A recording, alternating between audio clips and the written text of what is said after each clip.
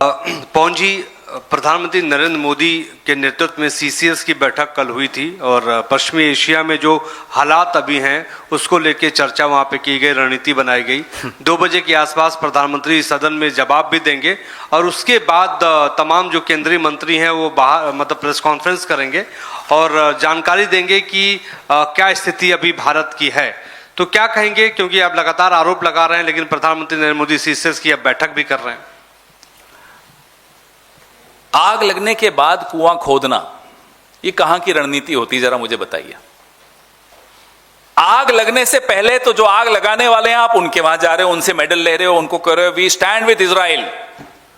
करिए जाकर stand with Israel, लाइए इजराइल से एलपीजी, सीएनजी, एलएनजी तेल लाइए ना।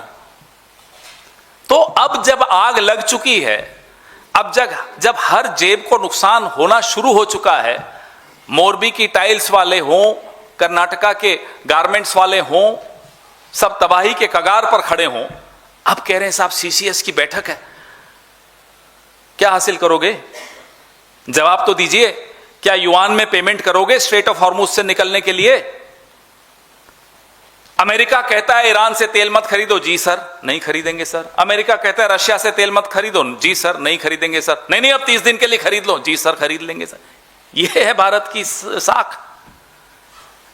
करिए ना सीसीएस, करते रहिए, रोज करिए सीसीएस, क्या मिल जाएगा देश को। मैं कह रहा हूं आपको, साहिब और बीबी के डिक्टेशन के बाद आज ये लोकसभा में बोल रहे हैं। Mister Khera this side sir, आप पूछ लीजिए, आप पूछ लीजिए। सर, कल बैठक हुई थी, बैठक के दौरान ये भी डिसाइड किया गया कि 20% सभी राज्यों में अधिक गैस दी जाएगी जो किल्लत हुई है। साथ ही जो ब्लैक मार्केटिंग हो रही है इस पर भी सभी अधिकारियों को ध्यान देने के लिए बोला गया। तो इसको आप किस तरीके करेंगे? क्या, कहां से लाएंगे एडिशनल गैस, कहां से लाएंगे? जो 2 जहाज आए जिनके बारे में बड़ा अपनी पीठ थपथपा रहे थे, वो कितने दिन की गैस थी उसमें? अब आप टेक्सास से ला रहे हैं साहब, कितने की आ रही है? ये सब जवाब तो देना पड़ेगा ना आपको। सोर्स तो बताइए, कहां से ला रहे हैं, कितने में ला रहे हैं, उपभोक्ता पर क्या नुकसान होगा, ये सब जवाब आपको देने होंगे। क्या आज आप देंगे लोकसभा में जवाब?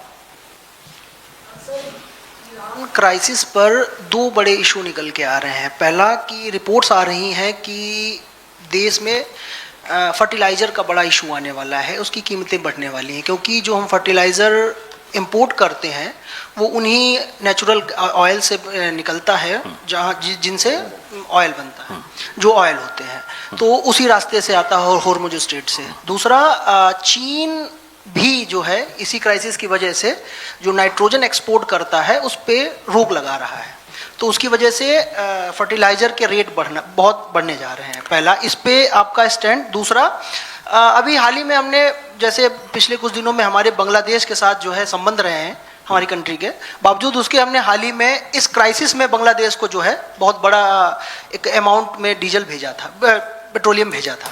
तो उस पे कांग्रेस पार्टी का क्या है? हम कह ही चुके हैं कि जब आपको वोट लेने होते हैं आप बांग्लादेश घुस गए, बांग्लादेशी कहते रहते हो। संकट की घड़ी में आप फ्रेंडशिप ट्रीटी है आपकी, उसमें आप भेज रहे हो डीजल। यही किसी और सरकार ने किया होता तो पूरी आईटी सेल सब कुछ सड़क पर होते ये लोग। खैर, जो फर्टिलाइजर है, हम 25% फर्टिलाइजर गल्फ कंट्रीज से लेते हैं, खरीदते हैं, वो अब रुक गया है। हम 40% यूरिया और phosphate fertilizer strait of Hormuz से आता है हमारा, रुक गया है। अब इसका जवाब पूछिए लोकसभा में। कल तो सीसीएस की बड़ी बैठक हुई थी, काफी जो इनका भोंपू मीडिया है शुरू हो गया था साहब, प्रधानमंत्री ने जायजा ले लिया। अरे साहब क्या कमाल कर दिया, जायजा ले लिया 23 दिन बाद आपने।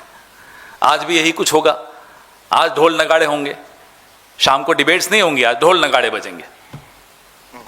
मिस्टर खेरा, दिस हमारा स्टैंड तो सीधा सीधा है साहब। हम पूछ रहे हैं आपने ये प्लानिंग क्या की? बांग्लादेश पे हमने सवाल पूछा, भाई या तो आप बांग्लादेशी करना बंद कर दीजिए। असम में, झारखंड में, दिल्ली में, छत्तीसगढ़ में, जहां इलेक्शन हो बांग्लादेशी पहले शुरू हो जाता है, बांग्लादेशी आ गए। और फिर एसआईआर में मालूम पड़ता है बिहार का भी एक भी नहीं मिला। तो ये दोगलापन इनका रोज एक्सपोज होता है, खुद एक्सपोज करते हैं।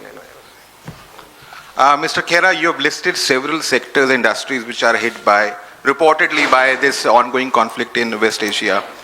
A relief package of 20 lakh crore rupees was announced by Modi government during COVID pandemic. Would you want government to take such relief measures to give respite to the common people? Well, what we've always wanted was something that they did not agree with. If they had agreed to that, we would not have reached this situation where 11 crore children across 10.35 lakh schools will not get midday meal under the PM Poshan scheme because of this crisis. Now, whether you will sanction some money or not is for them to respond to, but we would not have reached this situation if we had stood straight, if we had not bent over backwards for Israel.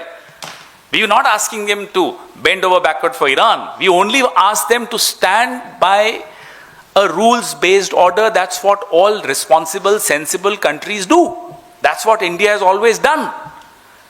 Why did you not do that? Under what pressure of Sahib or Bibi or Epstein or whoever?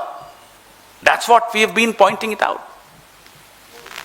So rupees value 12 years before was somewhere around 59 and it has increased 58% during this period.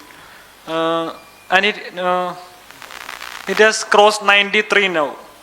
So it has crossed 58% during the time period of 2014 and 2026. How do you assess this? Well, it's definitely crossed Mr. Modi's age.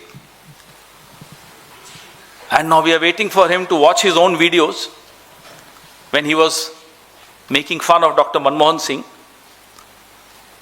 This is a Modi-made disaster. This is an MMD, Modi-made disaster. We could have insulated ourselves from this war in West Asia if we had acted the way responsible nations act. If we had criticized and condemned this illegal war on Iran by Israel and America, if we had insisted on the world coming around rules-based order, if we even now act responsibly as the chair of BRICS, but believe me, Mr. Modi does not have it in him to stand straight. He's compromised. Pawan sir, this side.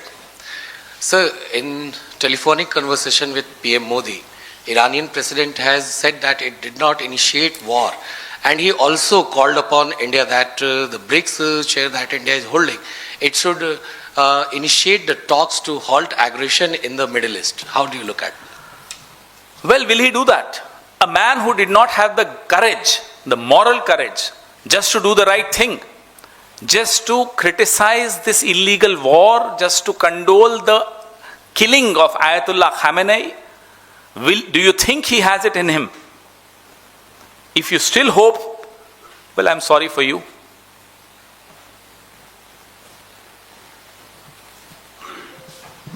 Pawan sir, आपने शुरुआत में जैसे कहा कि तकरीबन 60,000 metric ton basmati चावल जो है वो स्टक है अभी, जो पंजाब, हरियाणा, राजस्थान के 70% किसानों का पैसा अभी अटका हुआ है जिन्होंने एक्सपोर्ट किया। अब रिपोर्ट आनी शुरू हो गई कि उनको उनके पैसे जहां पे उन्होंने भेजा एक्सपोर्ट किया वहां से वापस नहीं मिल रहा है क्योंकि वो चावल अपने डेस्टिनेशन तक नहीं पहुंच पा रहा है। तो एक बड़ा संकट इस क्षेत्र के किसानों को जो बासमती चावल उपजा रहे हैं उनके सामने है। यही हम कह रहे हैं। आपने बासमती चावल की बात की जो मैंने रखी थी कि 60,000 मीट्रिक टन अटका हुआ है और वो त्राही त्राही कर रहे हैं। वो बार बार कह रहे हैं कि साहब हमें राहत दीजिए, लेकिन दूर दूर तक कोई उम्मीद नहीं है कि ये किसी भी सेक्टर को, आपने बासमती की बात मेरी ज़रूर रिपीट की है, लेकिन स्पाइसेस, केले, अंगूर, ऐसे अनेक फार्मर्स हैं जो परेशान हैं।